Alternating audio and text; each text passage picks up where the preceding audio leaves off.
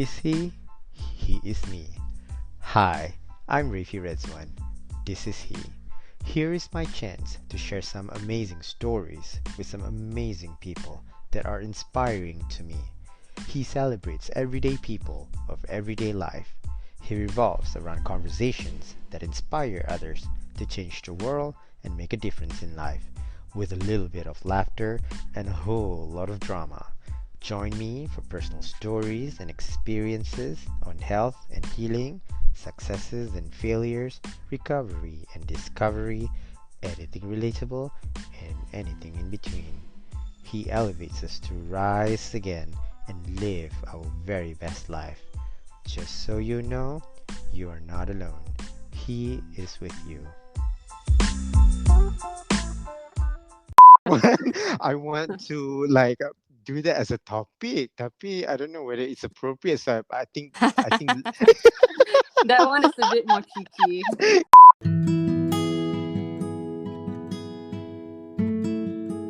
Fariza Sakina takes the lead in life to live well, laugh often, and love always. In this episode, he engages in a conversation with her approach to a well-lived life through her self-discovery journey and the story behind the epitome of a meaningful and purposeful existence. Her vision of the concept is exceptionally distinct from the theme. Her ultimate motive in this lead is to influence and persuade a positive impact on the community, specifically underprivileged children. She shares that her true passion is in childhood education. As a proud Sabahan, the free-spirited tribal princess with a gentle, loving soul aims to publish a book in the future related to children's mental health and aspires to be a trailblazer in changing the education system. This is her story.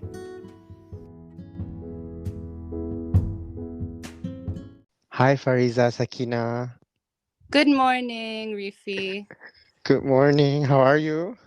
I'm very well, thanks. I just landed off a 13-hour flight, but powering through. Yeah? Did you get enough sleep in the flight? Well, I mean, attempted to, but sadly Uh, failed. But it's yeah. okay. The sun is shining, so what more can I ask for? Yes, yes. And it's good to have you today. I'm so happy that you're joining me in this conversation today to talk about live well, laugh often, and love always.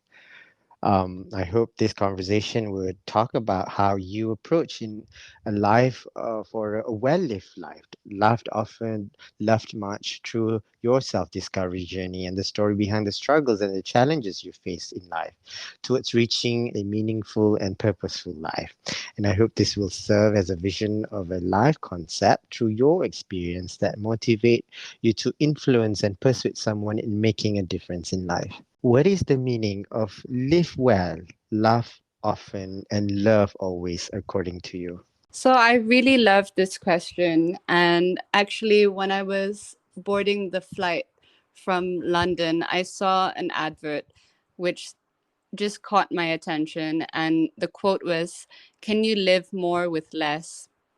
And to me, I feel like this has been a very important theme for me, especially during the pandemic times, which Mhm, I felt a lot of people took a pause and had to reflect and look within.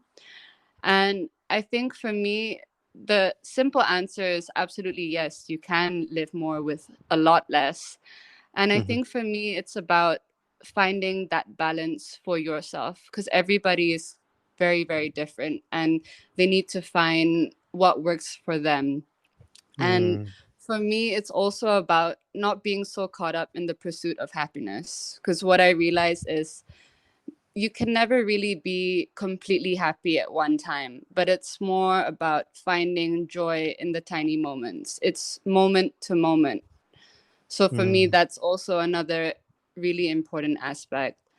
And I think what really matters is surrounding yourself with the people that really love you and really respect you as well.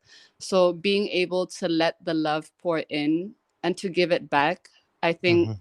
that is the epitome of live well, laugh often, and love always. Yes, I love that how you acknowledge that, and especially when you see that, can you live more with less? And I don't think I can personally, but now that I'm in a, now I live in a small town, literally nothing here, and then I live with what I have. Yeah, I can, but of course, when you mention about you cannot be happy every day, but I don't think I'm happy every day, but I try to make myself happy. Um, it's hard to also find that happiness when you don't feel happy. Yeah, I think because this world has become social media driven, that Hmm. often I think it becomes subconscious, but we are actually looking at what else is out there. And I think Yeah. sometimes we forget actually what it is that makes us happy, even though it might be the smallest thing. And sometimes I think it can be difficult to actually just pause and say, I'm actually happy in this moment and content with what I have right now, but it might not last. I mean, when I Hmm. say moment, it could be like the littlest thing. Like for me, I love spending time with my nephew. So maybe to Yes. me, I see him wake up in the morning, and that 10-15 minutes of joy, that could Yes. be my one happy moment for the day. But then the rest of the day could be, completely different. But it's True. appreciating those little moments in between. Yeah. And that's so important. Can you mentioned also about social media? We're so caught up with it. Mm-hmm. Like me watching every like, how many likes did I Yeah. get, how many views, and it really consumes me sometimes, and I feel like I need to let it go, and it's so hard to do that. Where I have a son, and I thought my life would change when I decided to get married, and then when I have a son, I thought it would really make me happy. But of course, Hmm. it didn't. But when you say it like that, I'm like, now I remember that I should spend more time with him than focusing on how many likes do I have, how many followers do I get now. Yeah. Um, it's you know, it's a reminder for me. Thanks for saying that, by the way. Of course, but I mean, for me, I feel like sometimes we can be really hard on ourselves. We're always our worst critic. And the thing is, no matter how much someone denies that, oh, I'm not into social media and like, I'm just doing my own thing, we can't avoid it. We are Mm, all interconnected one way or another. I mean, even mm, businesses function on social media now. So yeah. I feel like it's more about equipping yourself mentally and, like I said, living a well balanced life so that you don't Mhm. focus too much on the wrong things. True that. Now, in that sense, how do you see yourself moves past your reflection? Who do you aspire to be? For me, I think from a very young age, I've always had this very maternal instinct that just came very naturally to me. Hmm. And during my summer breaks when I was at uni, I spent a lot of time doing volunteer work. So I used to teach refugee children. I Wow. spent some time with special needs children. And in general, I have this love for teaching because I like developing people. Hmm. And for me, I'm originally Sabahan. Hmm. Hmm. And I see the stark contrast of how disproportionately Sabah has benefited from the actual resources that we have. And most importantly, it's the children that really suffer. So for me, I really aspire to be someone who makes a positive impact to communities and more specifically children and underprivileged children. Hmm. And how long have you been doing that? To begin with, I started ever since I was like maybe 11, 12, all the way Hmm. since school. I was Hmm. involved in some sort of charitable cause, and then all the Yeah. way up to UD.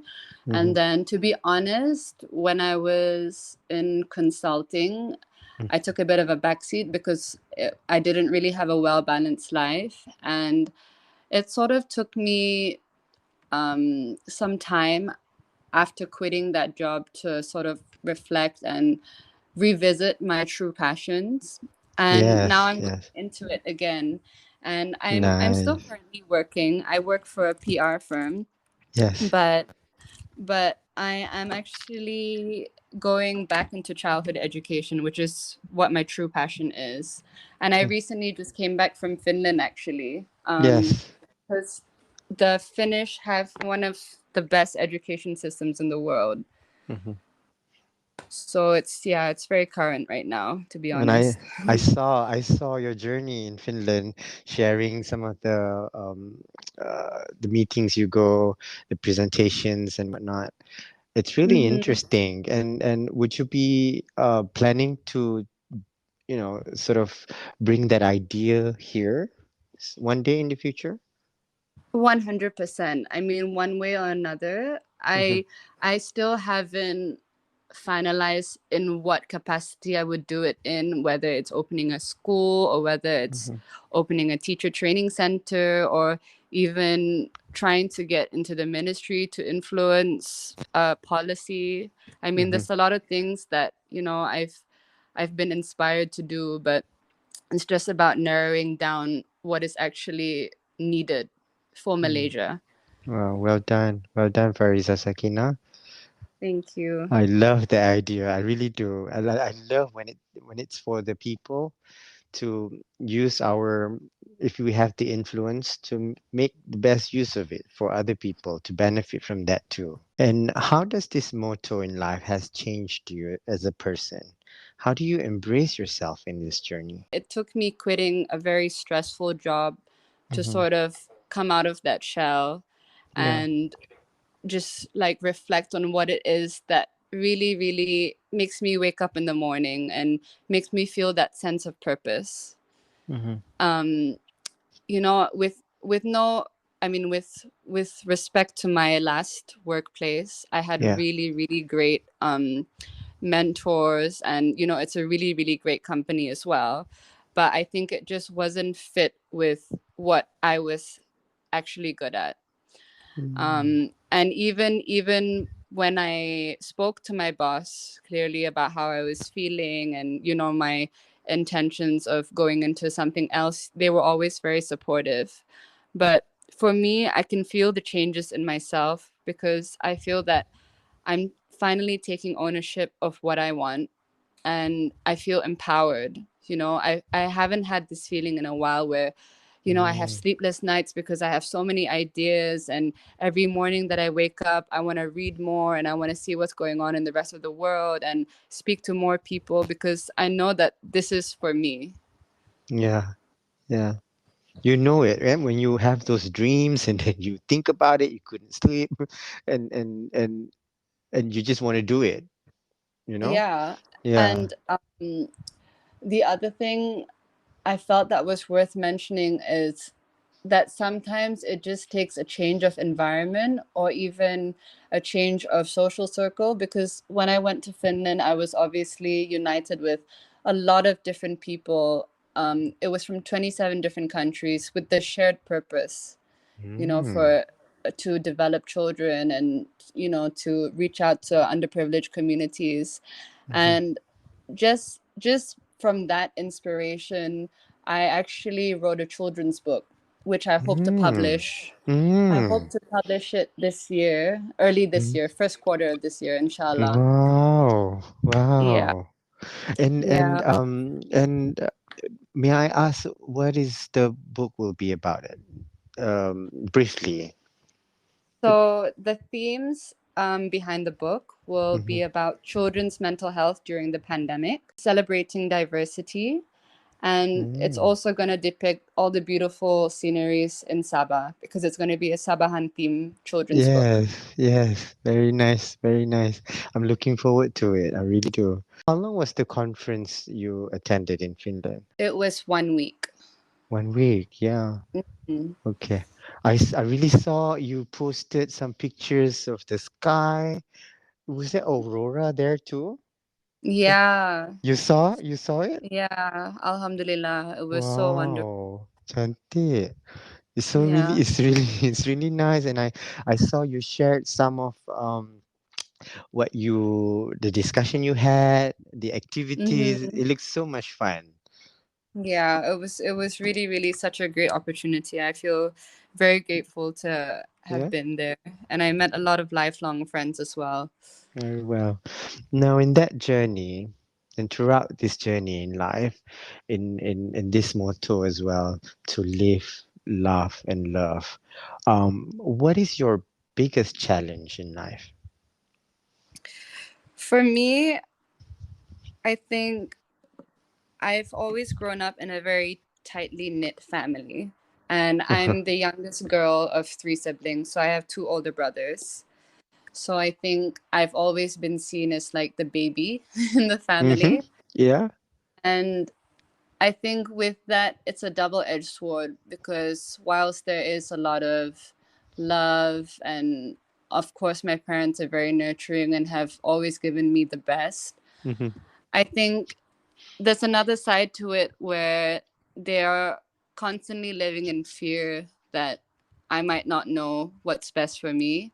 And they are always trying to impose on that. And I'm nearly turning 30. I mean, I'm 29 in September this year. Okay. And sometimes it just feels like it's really difficult to express myself freely without causing some friction in the family, because I feel like they've they've almost come up with their own idea of who I should be or what I should be doing. And that Mm-hmm. doesn't come from bad intent, of course. It's Yeah. more to Yeah. do, like, I think, with their experiences and knowing how society works. They are probably trying to guide me and advise me to be prepared as well as I can be, for my future. But I guess for me, it's about balancing what's really good for me Mm-hmm. and also trying to express that to my family without, you know, making anybody upset. Yeah. Yeah. Yeah. And I so know what you mean. Um, Mm, I struggle with an identity crisis, and when I yeah. went to a mental health state that wasn't, thrilling to them, they call me they call me to go to Tandung Rambutan, and it wasn't funny Yeah. at the time, and then I'm Yeah. like, how do I express this? How do I tell them that this is real? This is not Yeah. something you can laugh about. I can laugh about it now, but I don't think I can at the time. But Of course. you don't want to be rude to them at the same time, because Yeah. I was also at the time relying on them too. Yeah. Um, but deep down, I felt like, how do I do this? Like, how do I tell them, like, this is not me, or this is not something that I want to do? But of course, Yeah. at the end of the day, kind, I mean, I'm turning 37 this year. I Mm-hmm. remember being 18, and I remember being 29. I thought at that age, at the time, I knew it all, Yeah. and then I think I went through an experience where I found myself to be, life can turn itself around, but this Yeah. it's how you make it.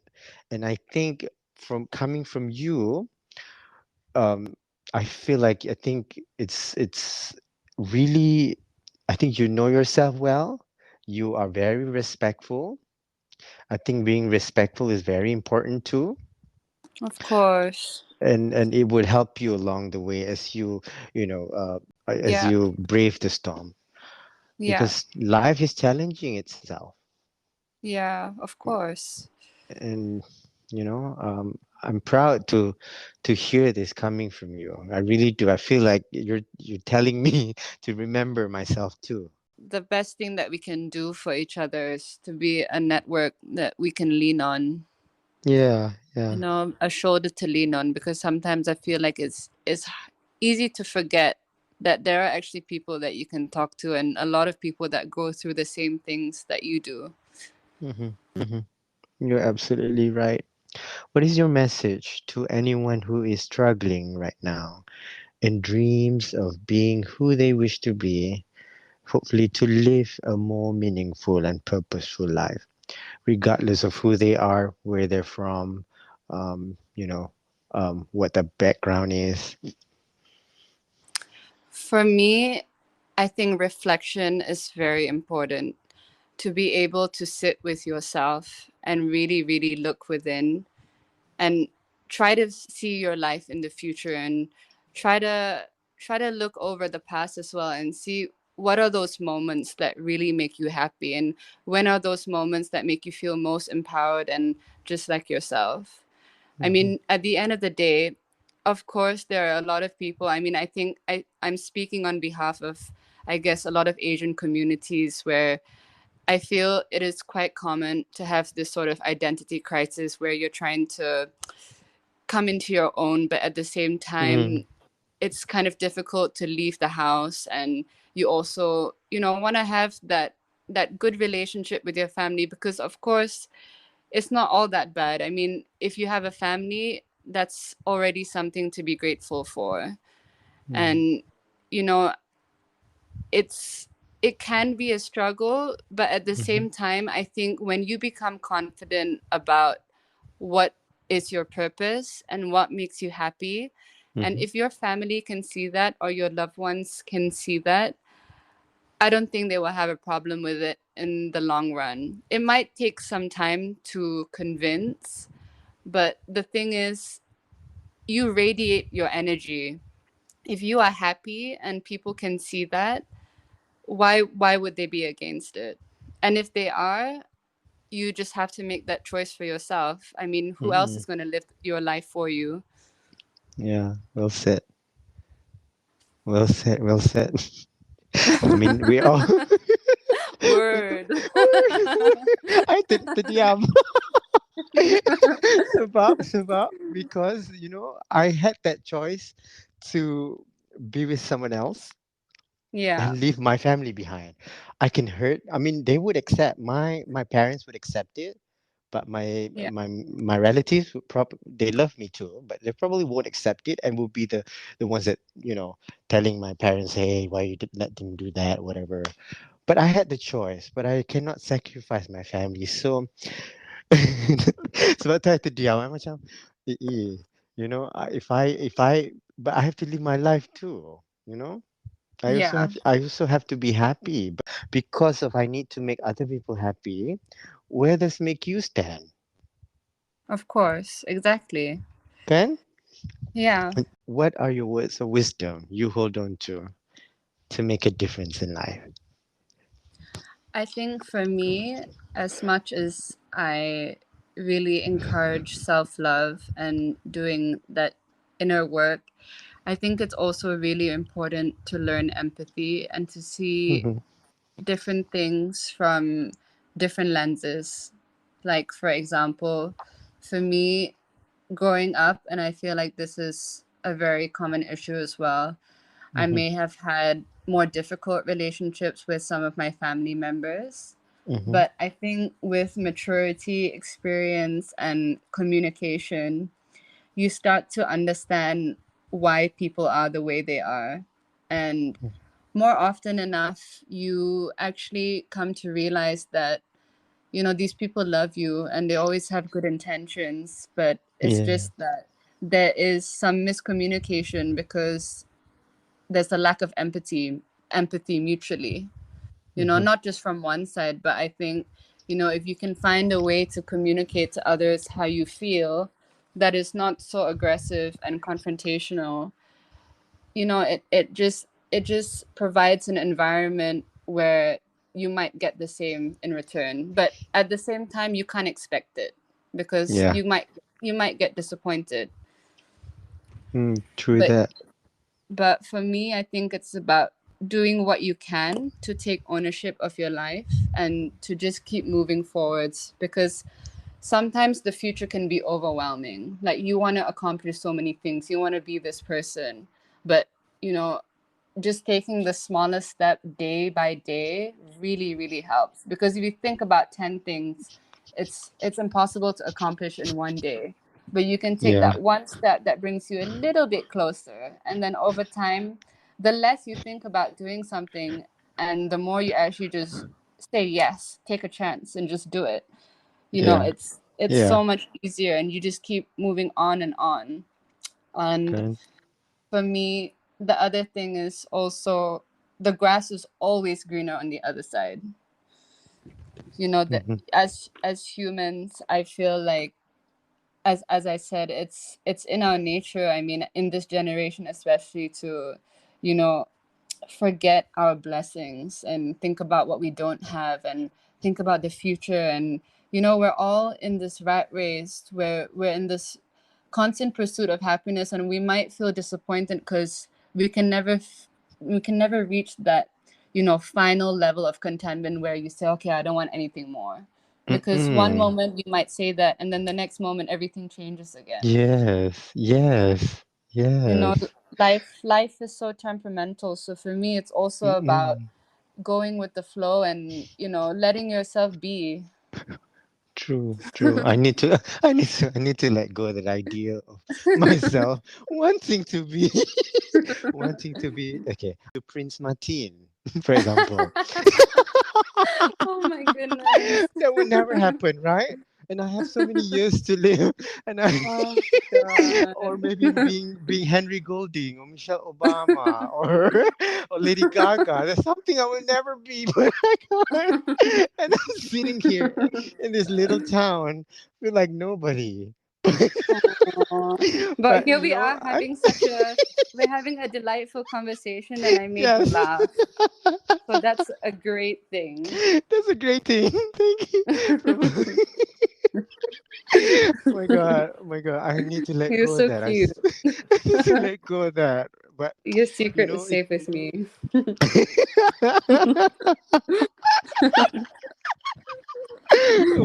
Okay. But I wonder if I can let it go.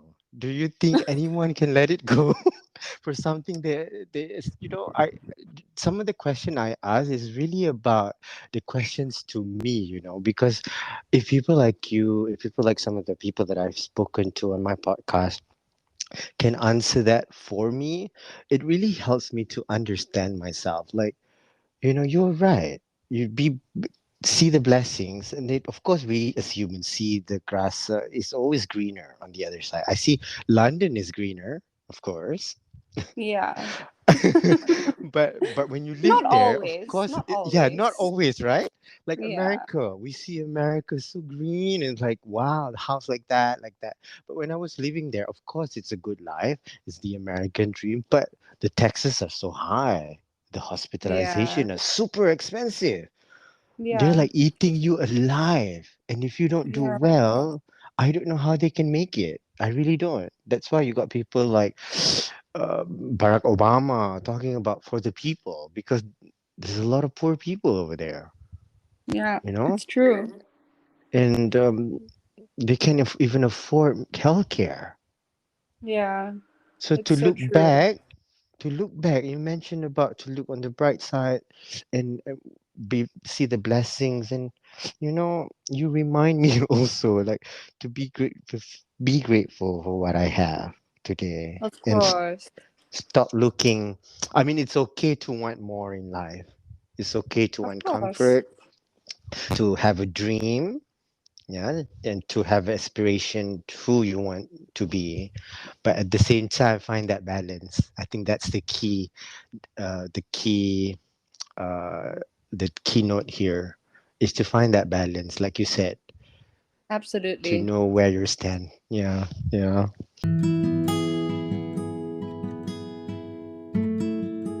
Before we end the conversation, what Mm-hmm. are your hopes and dreams for yourself, perhaps for the family, for the world, if any? If any. Hopefully. No, I don't have any more hopes and dreams. Yes.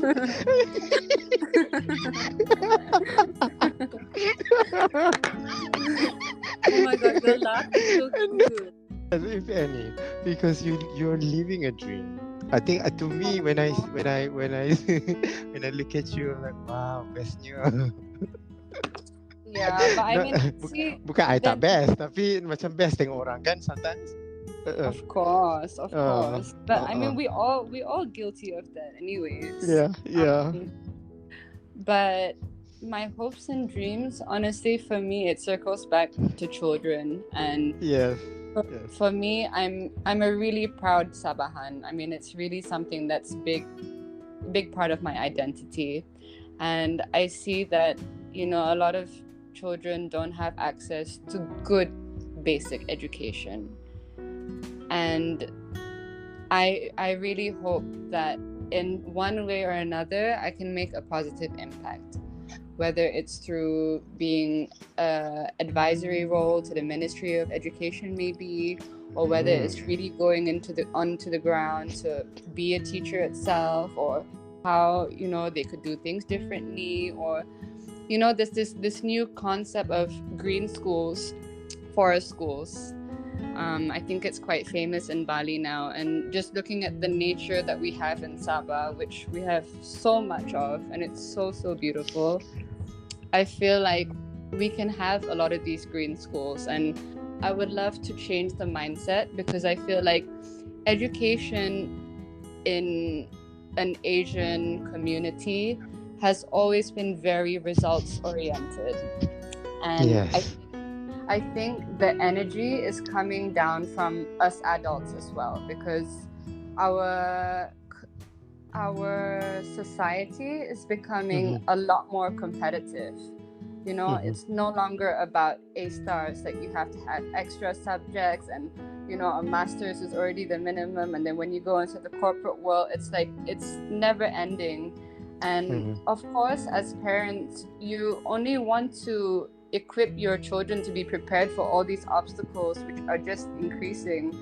But I think a lot of the time the parents don't pause and think to see that their kids might have, different strengths. And if they didn't spend so much time trying to impose on their kids, like maybe their kids could flourish in their own ways.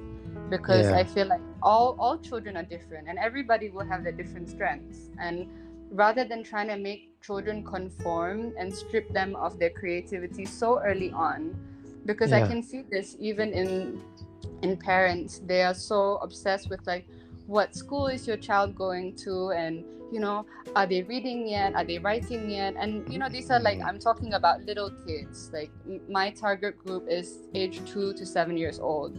And for me, these are the tender years. And actually, not many people know this, but these are the years that your brain are being wired. Your brain is being wired, sorry. And a lot of Mm-hmm. your adult decisions and the way your life goes actually goes back to these 7 years, and how confident you felt about yourself, how loved you felt, and how connected you felt with the environment, with your friends, with your family. Were you well nourished? Everything comes into play here. So for me, I would really, really like to be able to influence the way that parents bring up their Yeah. kids, or even teachers, because I feel Yeah. like we we often don't give enough trust and respect to these little human beings, because they're very smart. I mean, Yeah. You're right. Yeah. they have natural abilities to learn, and if we don't try to impose so much, we can actually see that they can lead the way. We don't need to show them. Mm-hmm. Yeah. They lead Yeah. the way, we guide them. Yes. Yes. As I let my son to learn all the languages he wants. Yeah, He that's knows. Yeah. amazing. He likes it, and I don't force him into anything, but I put him out there, and he wants to learn Spanish, Serbian, Russian, Wow. English, Malay, and he masters all that. That's I'm like, amazing. and it's just he doesn't go to class or anything for that. It's just his He interest. Yeah, his interest, and I don't stop him from that. You know, See, that's like so wonderful.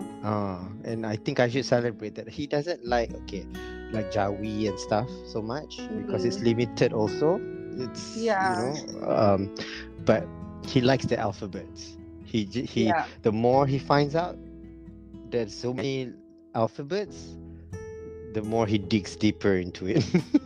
So you are yeah. absolutely right about kids are actually very smart and we need to respect them. Yeah, I mean, they are Yeah. humans too. They have big Mm. feelings, and they're Yeah. experiencing a lot of new things for the first time. And for me, it's about providing that well balanced community Mm. where they can Yeah. flourish. Good. Good. So, I could. so for me, I mean, if you want to be more specific, like I would love to just uplift the Sabahan youth. I mean, all the way Yeah. from children to the Sabahan youth. But I mean, in Mm. general, whatever positive impact I can be, I hope that one day I can be a figure where, kids feel inspired or they feel safe to come and talk to me and, seek advice in whatever way that they can. Yeah. Yeah. I couldn't agree more. Well said. Beautiful. Fariza Sakina. You are an inspiration to me. You are an inspiration to Aww. me. I admire your ambitions, your hopes and dreams.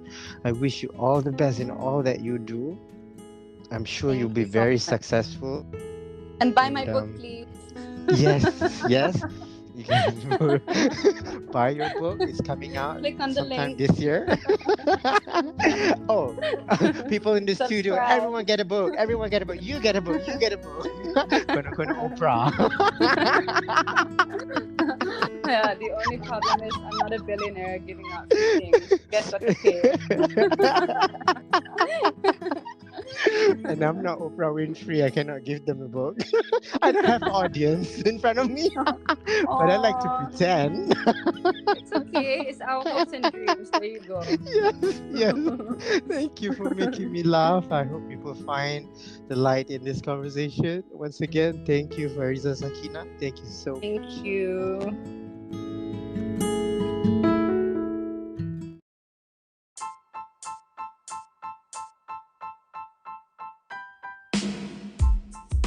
Thank you for listening to He.